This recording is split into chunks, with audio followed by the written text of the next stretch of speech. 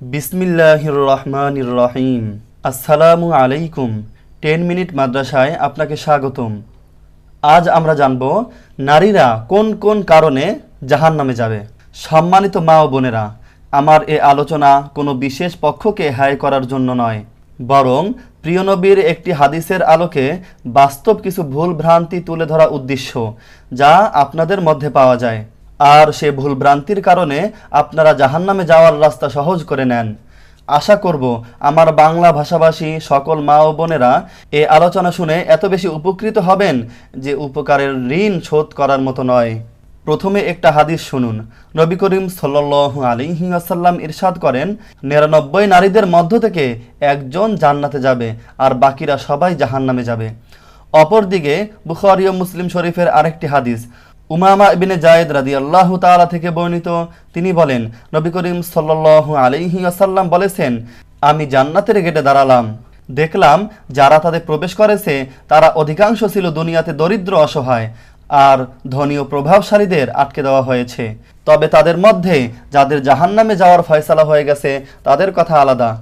আর আমি জাহান্নামের প্রবেশ দরজায় দাঁড়ালাম, দেখলাম যারা প্রবেশ করেছে তাদের অধিকাংশ নারী। হাদিস মুবারক পাঠ করে মানুষ অনেক পেরেশান হয়ে যান, বিশেষ করে নারী সমাজ।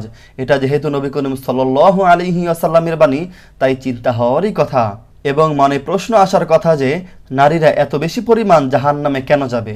সে প্রশ্নটি একজন নারী নবী করিম সাল্লাল্লাহু আলাইহি ওয়াসাল্লামের কাছে করেছিলেন।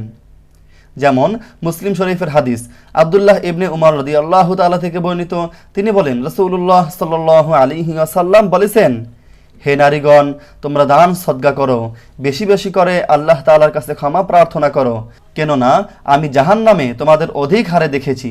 এ কথা শোনার পর উপস্থিত মহিলাদের মধ্য থেকে একজন, যার নাম ছিল জাজলা, প্রশ্ন করল, ইয়া রাসূলুল্লাহ, আমাদের কেন এ অবস্থা? কেন জাহান্নামে আমরা বেশি সংখ্যায় যাব? রাসূলুল্লাহ সাল্লাল্লাহু আলাইহি ওয়াসাল্লাম বললেন, তোমরা স্বামীর প্রতি বেশি অকৃতজ্ঞ ও অভিশাপ দাও বেশি। বলতে খারাপ শুনলেও আসলে আমাদের সমাজের নারীদের বাস্তব চিত্র এরকমই, যা রাসূলুল্লাহ সাল্লাল্লাহু আলাইহি ওয়াসাল্লাম বলেছেন। আমি দাম্পত্য জীবনে অনেক সুখী নারীকে দেখেছি, যারা স্বামীর সামান্য একটি ভুল হলেই গোটা জীবন যে স্বামীর সাথে সুখের সংসার করেছে, ভালোবাসার প্রতিটি মুহূর্ত কাটিয়েছে, তা একেবারেই ভুলে যায়, অস্বীকার করে। স্বামীকে অকৃতজ্ঞতার সাথে বলে, তুমি আমার জন্য কি করেছো? তোমার ঘরে আসার পর আমি কিছুই পেলাম না, তুমি আমার জীবনটা বরবাদ করে দিয়েছো। মহিলারা সামান্য কারণেই আবেগী হয়ে যায়, তখন তারা হিতাহিত জ্ঞান হারিয়ে ফেলে, তখন তারা কি বলেছে কি করেছে তা হুঁশ থাকে না। সেজন্য ইসলামী শরীয়তে তালাক দেওয়ার ক্ষমতা পুরুষের হাতেই দিয়েছে। যদি তালাকের ক্ষমতা নারীদের হাতে থাকতো, তাহলে এ সমাজে কোনো বিবাহ টিকে থাকতো কিনা সন্দেহ। অনেক সময় নারীরা সামান্য বিরক্ত হলেই নিঃসন্তানদেরও অভিশাপ দেয়।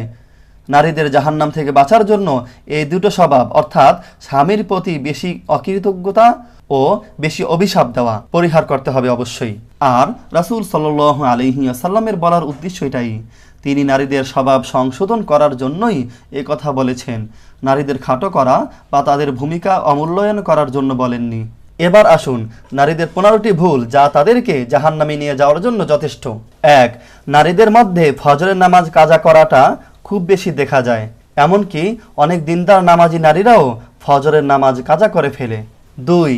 এমনিভাবে নারীদের আরও একটি ভুল, যা তাদেরকে জাহান্নামে নিয়ে যায়, তা হলো বেশিরভাগ নারী জাকাত দেওয়ার ব্যাপারে একেবারেই উদাসীন।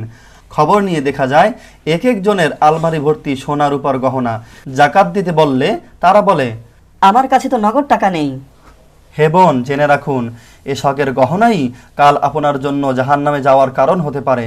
তাই প্রয়োজনে গহনা বিক্রি করে হলেও জাকাত দিয়ে দেওয়া হলো বুদ্ধিমানের কাজ। তাছাড়া যেসব নারীর উপর জাকাত ফরজ হয়, তাদের জন্য কুরবানি করাটাও ওয়াজিব হয়। কিন্তু আমরা শতের মধ্যে একজনকেও খুঁজে পাই না যারা নিজের কাছে সম্পদ থাকা সত্ত্বেও টাকা পয়সা খরচ করে পশু কিনে এনে কোরবানি করেন। অধিকাংশ মহিলারা স্বামীর উপর নির্ভর করে থাকে, নিজের উপর যে কোরবানি ওয়াজিব তা জানেও না, খবরও রাখে না। 3. অনেক নারীর আরেকটি মারাত্মক ভুল হলো যে তারা গোসল ফরজ হলে, নাপাক হলে তা থেকে পাক সাফ হওয়ার জন্য নানান কারণে গোসল করতে দেরি করে। এমনকি এ চত্বরে পরে নামাজ পর্যন্ত কাজা করতে থাকে। অধিকাংশ মহিলা তাদের ফরজ জ্ঞান যেমন হায়েজ, নেফাজ, ইস্তেহাজা এসব ব্যাপারে পরিপূর্ণ জ্ঞানও রাখে না। অধিকাংশ নারী তাদের যে প্রতি মাসে ঋতুস্রাব হয় সেই ঋতুস্রাব বন্ধ হওয়ার পর তার উপর যে গোসল ফরজ হয় সেটা পর্যন্ত জানে না। ফরজ গোসল হলে কিভাবে ফরজ গোসল করতে হয় তাও জানে না।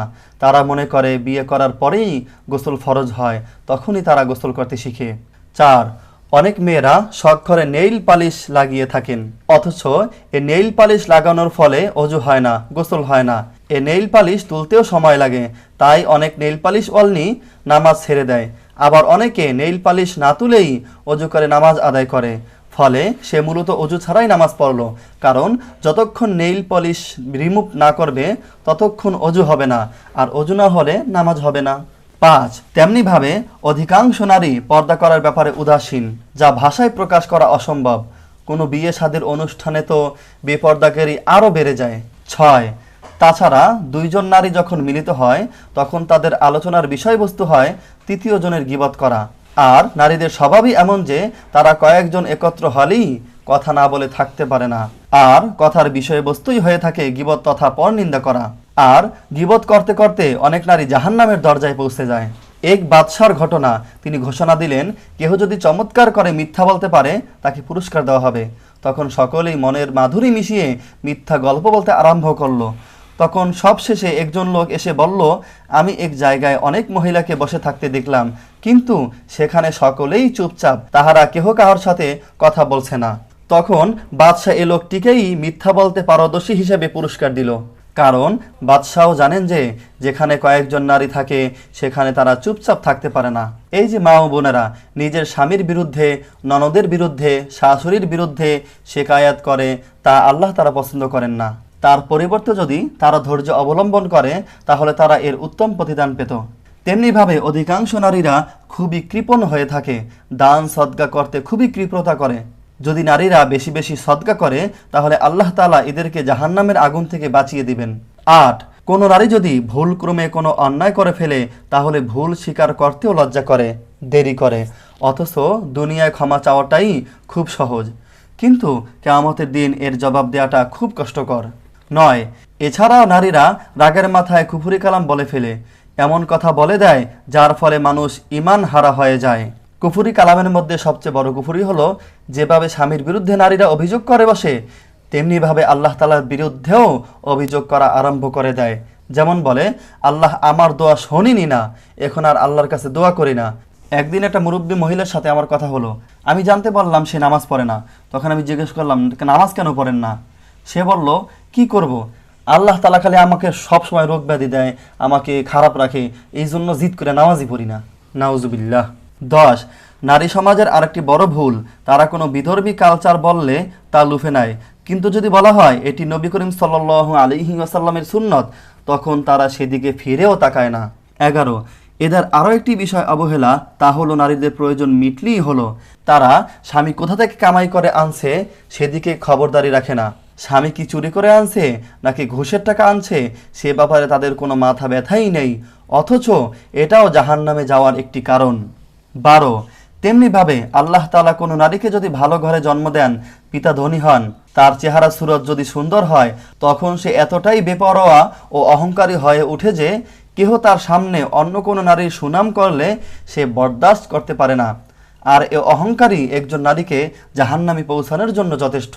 13, তেমনিভাবে অধিকাংশ নারী কুধারণার রোগী হয়ে থাকেন, আর সামান্য সন্দেহ থেকে কুধারণা, আর সে কুধারণা থেকে এই মিথ্যা অপবাদের মতো কবিরা গুনাহে লিপ্ত হয়ে যান, যা জাহান্নামে নিয়ে যাওয়ার জন্য একটি কারণ। 14, আজকাল যে বিষয়টি সবচেয়ে বেশি দেখা যায় তা হলো কোনো কারণে স্বামীর সাথে ঝগড়া হলে স্বামীকে এমনভাবে রাগান্বিত করে, স্বামীকে এমন এমন কথা বলে যাতে স্বামীও প্রকাশ্যে কিংবা গোপনে এমন বাক্য বলে দেয় যাতে তালাক হয়ে যায়, আর তালাক হয়ে যাওয়ার পরেও সে স্বামীর সাথে সংসার করতে থাকে, যা মারাত্মক হারাম কাজ। অনেক স্বামী স্ত্রী এমনও পাওয়া যায় তালাক দিয়ে দেওয়ার পরেও বছরের পর বছর একসাথে থাকে। নাউজুবিল্লাহ।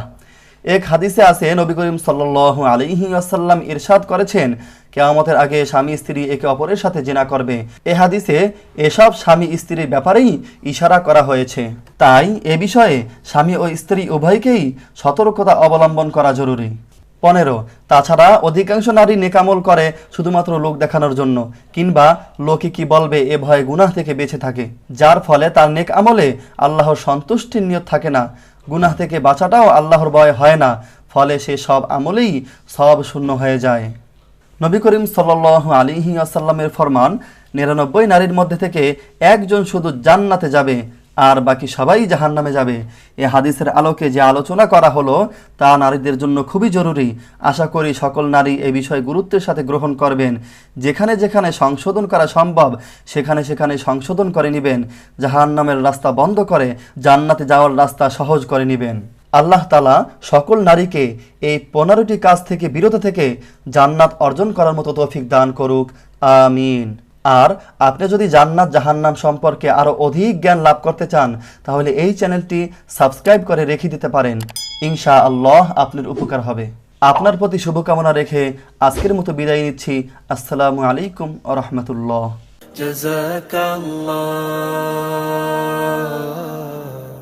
জাযাকাল্লাহ।